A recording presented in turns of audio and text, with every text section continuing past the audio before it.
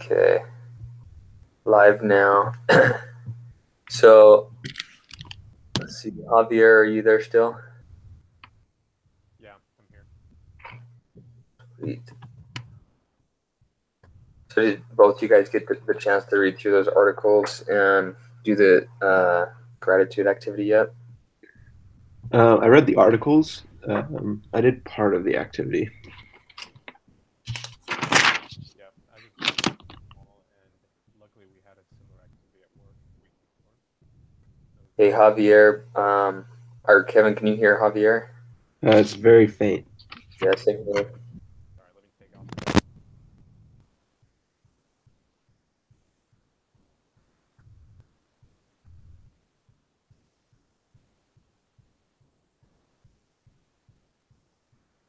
Is your mic working, Javier?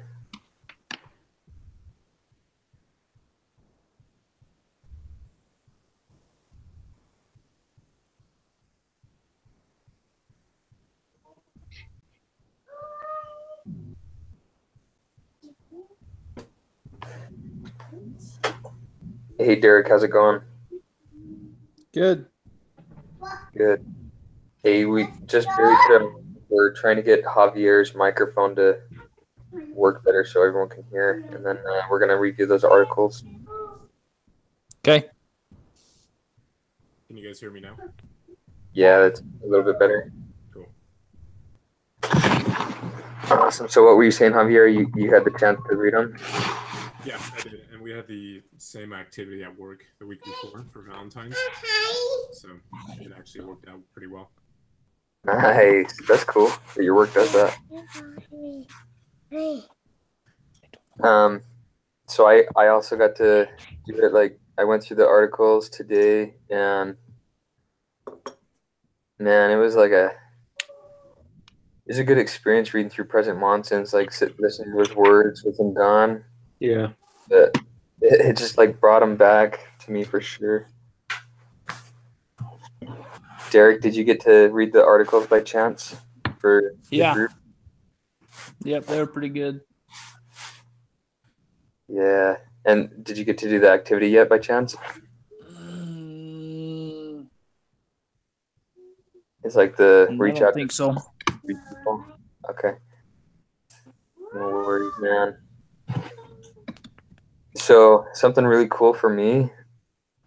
President Nelson came to Las Vegas this past weekend, and he spoke to young single adults, and then they kind of reached out to those that are between the ages of like 18 and 30 that could go to the broadcast. So my wife and I went to the broadcast. And it was awesome because he talked about divine law, and his wife talked about agency and stuff. And to hear their testimonies, like they were so happy and like so down to earth, like way different than General Conference.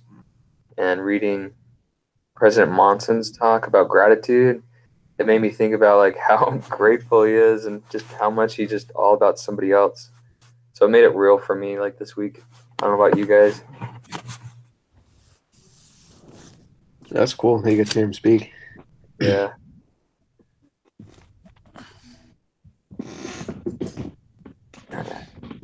I'm going to pull up the questions real quick. I think it was Jess's week to lead, so I wasn't ready for this one.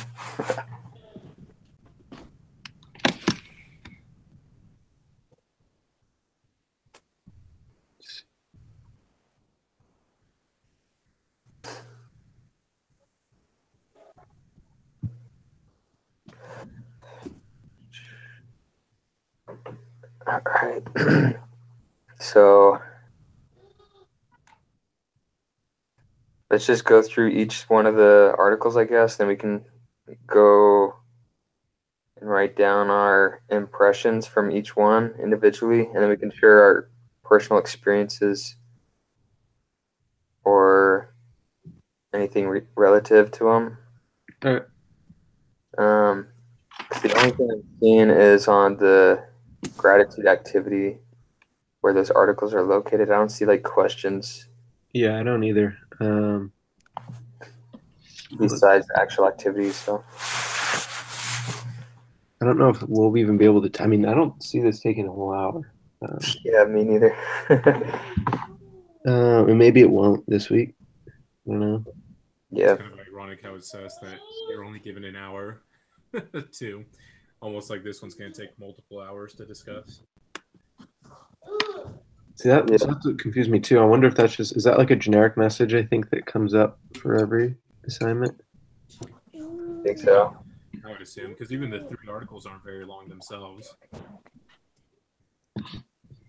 Yeah, I don't even think we could spend an hour if all of us read each article individually.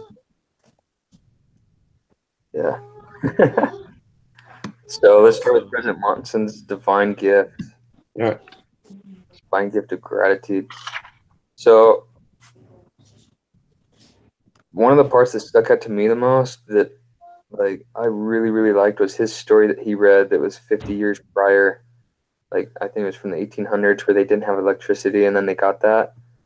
His name was Gordon or something like that. The reason why it stuck out to me though was I see that principle and that experience so much in my life, such as like I start at one point of I'll stick to the example of like working and payments and paying everything. So when I was a kid, started out really young and got a small amount of money from my dad, probably like $5 or $6 when I was a young kid. Worked long hours and everything, and then as I rose and gained experience, then that payment rose to $8 and $10 and $14, right? Mm. And then up at college, up at Rexburg, there aren't any jobs. Like it's so hard. So I was working at admissions on campus. I was getting minimum wage of like $7.50 or $8 an hour, and it was tough. But I found that I was like so happy on campus. I was doing all my classes. I had some callings. I was doing that work. Plus, I got to hang out with a lot of people my age, right? And the surroundings were really positive. And then when I got married, we moved back down to Vegas, and I went through probably like 3 or 4 jobs around the same pay, a little bit higher, maybe like $14. And I kept seeking out more and more opportunities, and I was being blessed, and I was so grateful, expressing gratitude in all possible ways, writing notes and letters to the hirees and my employers. And then now I'm at the position where I got even more blessings, right, and higher pay with salary. But as I read that example, I was like, holy manna. Like him bringing out that candle, the candle from the attic, and the kid saying, "Wow, I didn't realize it was so dark." It was an eye opener to me. My home teacher came by yesterday, and he expressed how he lost his job, like the casino had closed down, and it opened my eyes to where it's like, oh shoot, what would happen if this happened to me? Like, what if I don't have this income anymore? I'm back down to the $7 an hour, like bringing out that candle instead of the electricity. Where's my gratitude? So for me, it was a unique story that I could relate to with that side and many others, like not just finances, but also spirituality and things like that. Right. No, that's great. I think one of the things that really stood out to me from President Monson's address, he mentioned don't wait before it's too late to express our gratitude. And, that's definitely that kind of like, I guess I really haven't had too many experiences with it, but it definitely made me kind of reflect, like, is there somebody or something that I need to like just be thankful for? Because at some point in my life, it might be, gone. And so like one of the people that I want to reach out to this week is my grandpa, because he's always been like an example to me, and odds are he's been pretty like sick and whatnot. So I don't know how much longer he has to live. So it kind of reminded me, like, like I need to reach out to those that have had such a huge influence in my life and just kind of like let them know how grateful I am for them before, they leave this earth.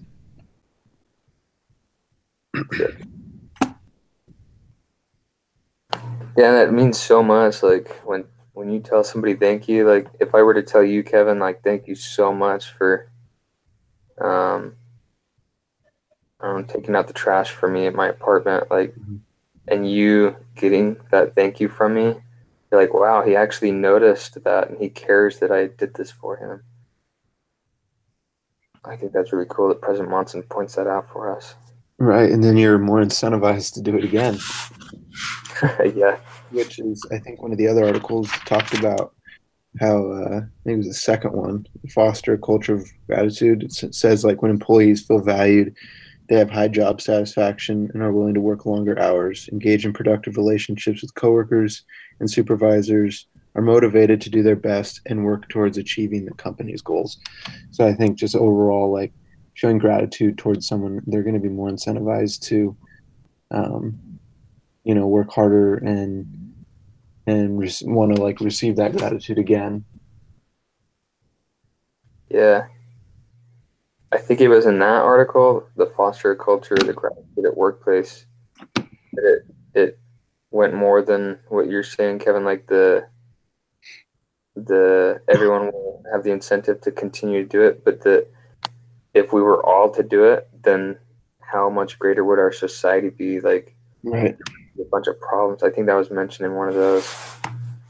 I was like, dang, we need that. Yeah, definitely.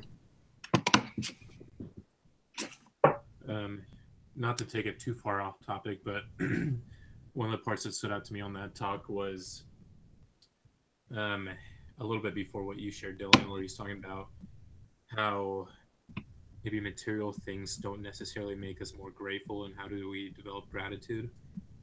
Now I can't find it. Okay, so he was saying, like, do materials possessions make us happy and grateful? And he says perhaps momentarily. However, there are things which will provide deep and lasting happiness and gratitude, which money can't buy. And I thought that was pretty applicable since we're all in college to essentially get a job that pays the bills. But it's interesting to see the trend of people nowadays. They make more money and thus buy more things and never really increase their happiness, which is kind of the difference between the world and the gospel, that's what the world encourages: buy the next big thing, buy a big house and all that stuff. But the gospel teaches you that there's more happiness through your friends, your health, abilities, families, and all that stuff around you. So that was a pretty cool little section. Yeah, the point I got from that you pointed out was the eternal perspectives. I mean, it's like one of those primary answers, like, what do you get to take with you to heaven? Like nothing material. But as an adult, it really makes you see where you're placing your feelings and thoughts. Am I focusing on my Ferrari, my nice car, or am I focusing on helping my family member that can't afford to buy a car, That's a good point, Javier. Thanks. Yeah, I had a roommate back in Rexburg. He served his mission in like the San Francisco Bay Area, and he said it was like a really hard mission because so many people just feel like they don't need religion, like they have all of their material things, and like so they feel like I'm good with everything. And I think problem is like yeah, they may like find happiness in those temporary things, but I think the gospel does bring much more it could bring much more to those people's lives, and they'd kind of realize like, yeah, I've got like this great stuff, but in the end it doesn't really matter a whole lot. Like what matters most is just like family and just like religion and stuff. So kind of to go along with what you guys are saying. Thanks for sharing that, man. Yeah, I was in Oklahoma, and I wouldn't have thought about it with that in California. It's cool how cultures are brought together. Mm-hmm. Definitely.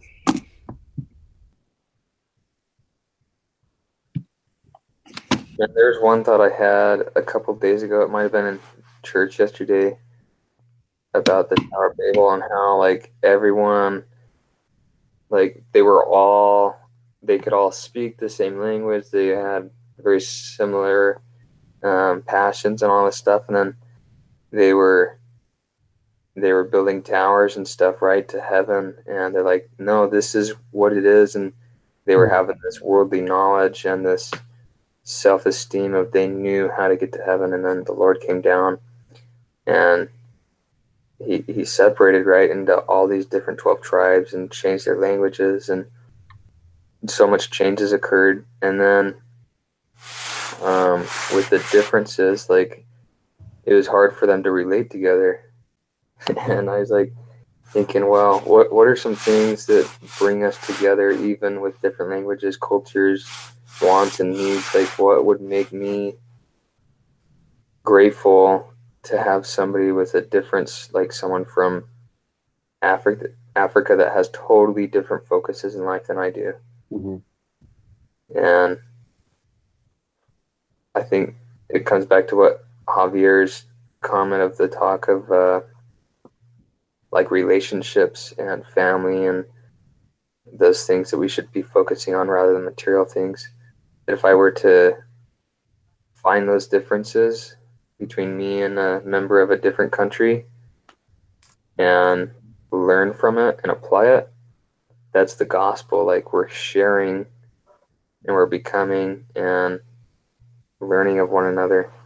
I mean, that's not the gospel, but applying gospel principles within it is one of the top things of the gospel service. So I thought that was a cool thought.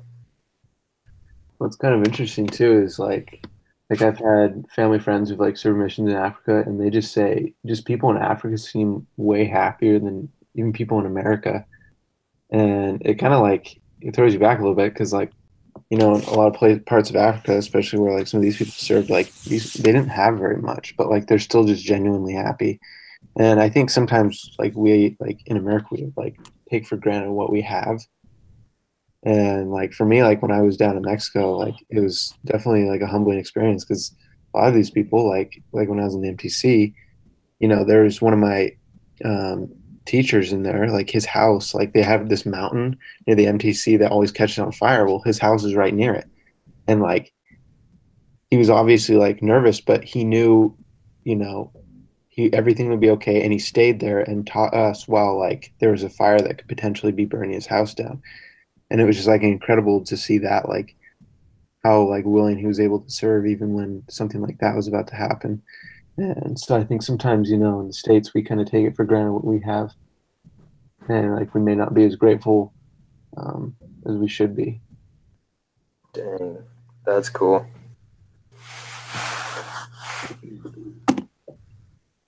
I guess here's an interesting question.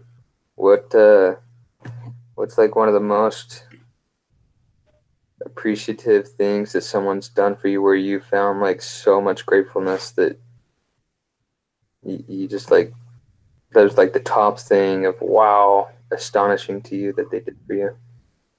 That's a good question. Let me think.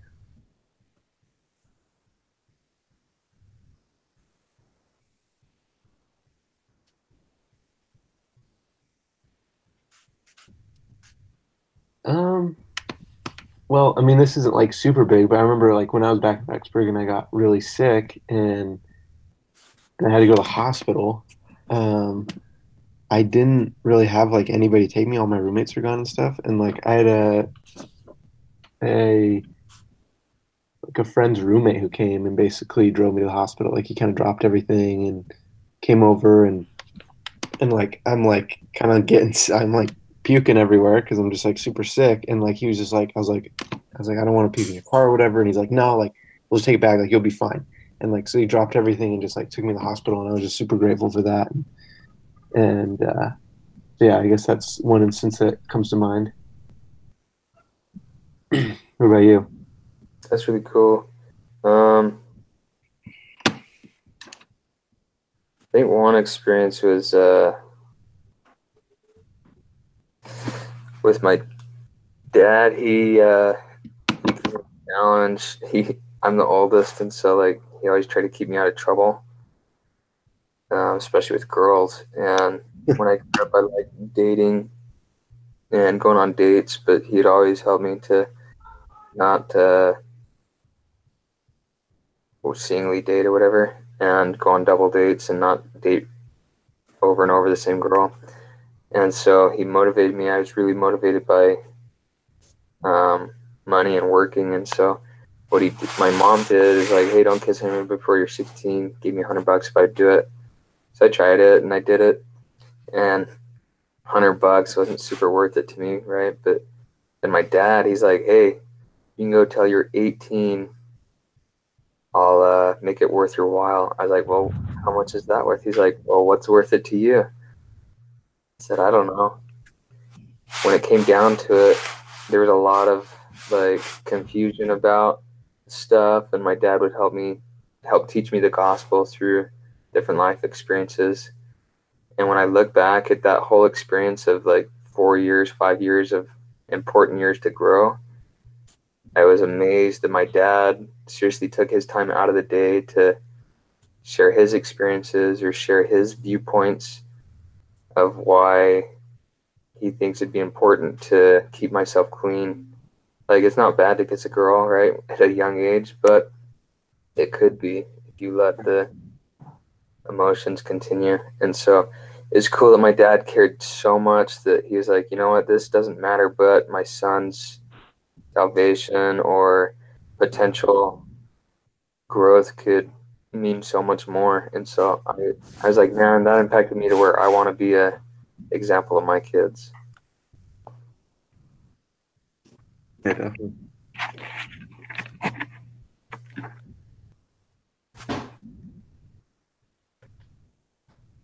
All right, so second article, this one was gratitude at work. One of the questions I had, so Javier, you said that your work came together at Valentine's week, and that like you actually gave each other letters and gifts and things to be grateful for each other. Is that like a year-round thing? Do you guys do that at like Thanksgiving and Christmas too, or is it just something that came out of the last second? They didn't do this last Thanksgiving. I think it was more of a Valentine's thing. It's possible that it may grow into something else, but it was kind of cool how they had it set up. So they had little stands with cards everywhere that you could pass out, and then they had treats like you could take to a friend or whatever. We also have I don't know if you guys use Slack, if you're familiar with it. It's a lot of companies are using it for messaging instead of like an instant messenger. And we have what's called a channel, or where people can join this group text per se, and you can give each other like compliments. So our company is very focused in on this stuff of like giving each other like kudos and compliments and all that kind of stuff.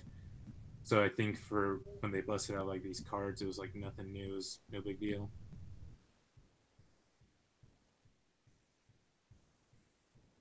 Dang, that's cool. So did you get a lot of cards? Yeah, most of our team, like within us, did that stuff. But we also have like a tradition of doing donuts monthly.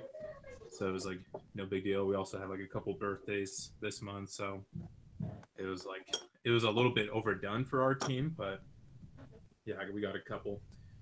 But it is kind of fun. Like there's a lot of employees that work remotely, and I guess it's tougher to work remotely than I would have thought, so they always feel like excluded. So I think it's more interesting for people like that, like to get a card in the mail or something saying like, hey, we haven't forgotten about you just because you work somewhere different and we care about what you're doing and thanks for being here kind of deal. Dang. That's cool. Yeah. I'm like out in the field usually for the last like year, 2 years. I was in the office, but like on holidays they always celebrate and do big things. But with me gone, it's just me in the trailer. Like I'm by myself all stinking day long, and some days like I don't really get to talk to anyone.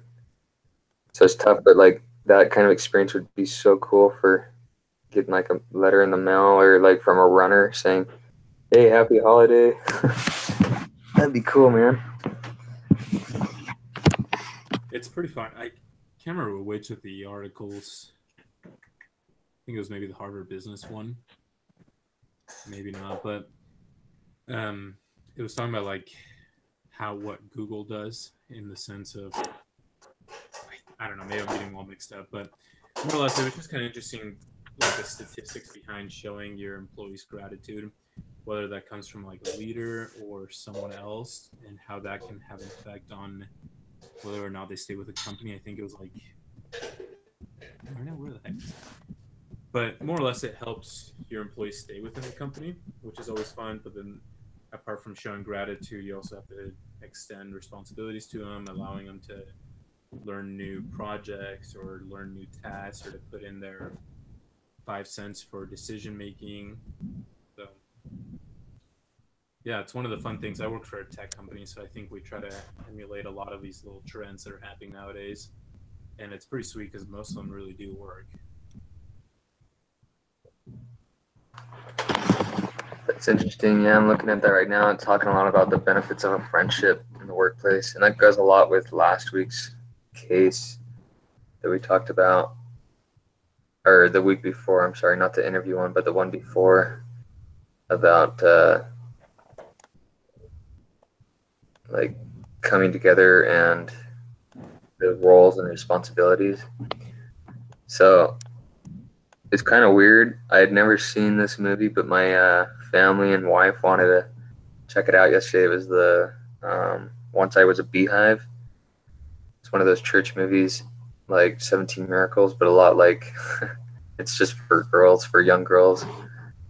Learn a lot. But long story short, one of the girls, she wasn't a member and her father died, and then basically the cousin into the family that she was going to be a part of now, that her mom was marrying into, the little girl she had a ton of anxiety and no friends and stuff like that. But as they worked together and learned a lot together, they ended up becoming really close friends. But like what you said, Javier, putting on the opportunity to make decisions and to be impactful to other people, like that was accomplished a lot in that movie of their little church group.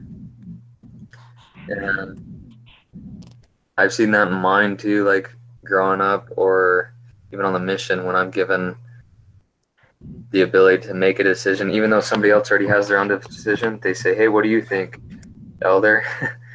Do you think we should go to this house, or what should we do for these 4 hours that are available?" Like those really shape your future path. I think it's important to be grateful that people allow you to make decisions.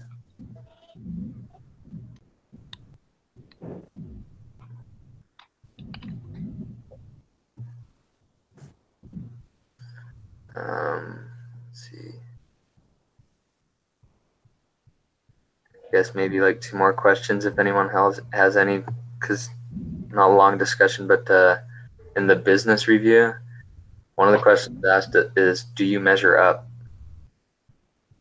So I guess for all of us, there's 4 questions about how intensely do I show my gratitude, how frequently do I express gratitude, or how many circumstances in my life do I feel grateful, and toward how many different people do I feel grateful for a specific positive circumstance in my life. Is there any area in those measuring up questions that you guys feel you can set a goal towards? For me,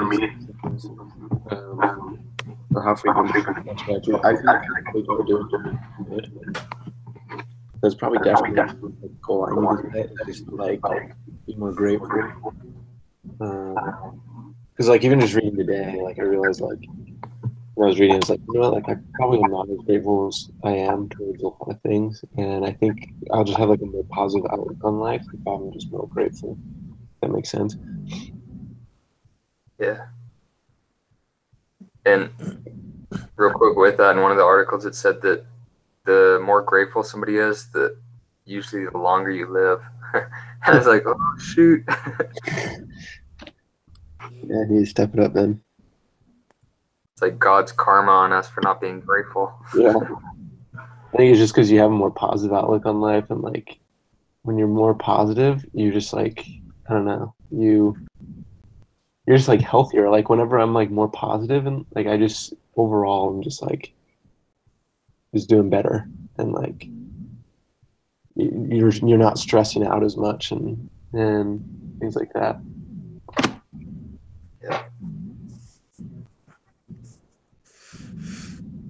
I thought it was interesting how it uses the word intensity.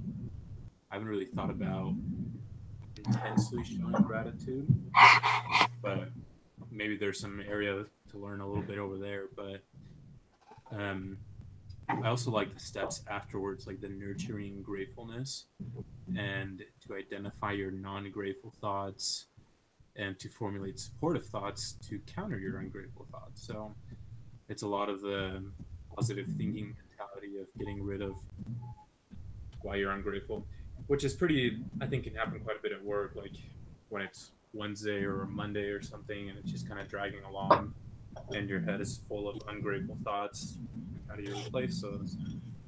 Someone can say like, well, at least I have a job and at least I'm not like a pioneer making my way to Utah. Like it could always be a lot worse. So I thought that was kind of cool. I'm not sure if that goes with intensity or maybe it can go further more with number 3, the circumstances that you can feel grateful for. But it was kind of a good food for thought. I like that. Thanks. I think what I could work on is just expressing it. You know, I always feel grateful for things, but I never truly tell people that I'm grateful for what they do. Thanks to Eric.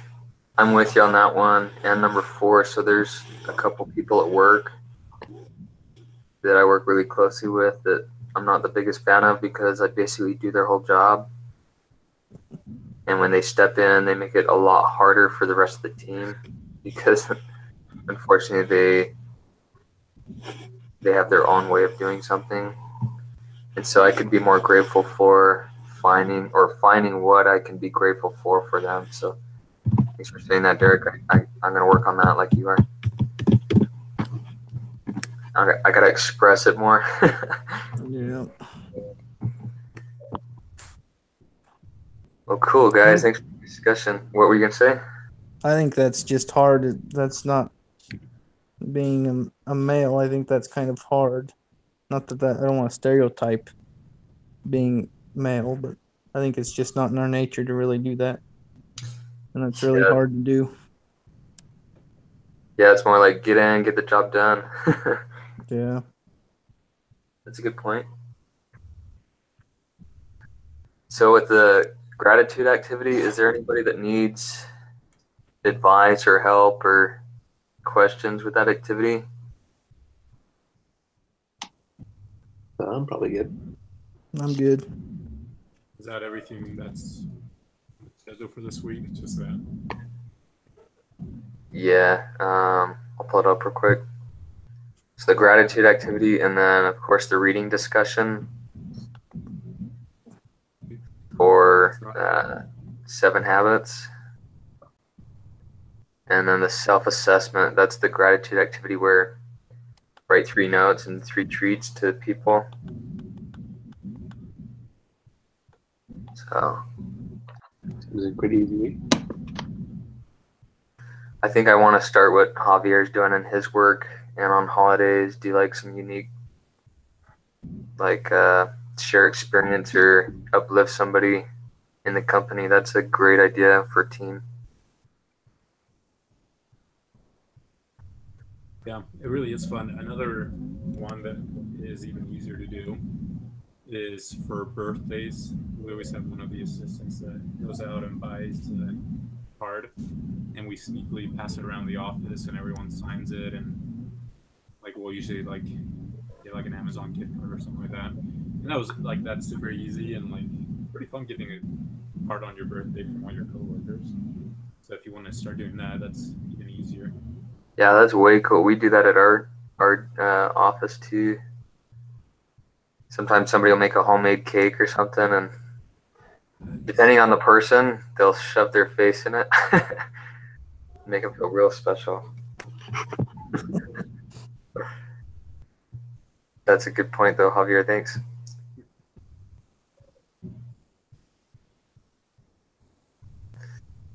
All right. Well, if you guys need anything, let us know. We got that group text going. And I think next week we have another case write-up. Let me check. Yeah, we have a case write-up next week, so we'll catch you guys next week. And I think Jess will be available, so is everybody good for 7 o'clock Mountain Standard? Yeah. Yep, that works for me. All right, we'll just plan on putting it back to that 7 o'clock. All right, sounds good. Thank you for leading this week, by the way. Hey, no worries. Last second. Sorry it was bad. No, it was good. Thanks. All right, guys. Have a good night. You too. Thanks.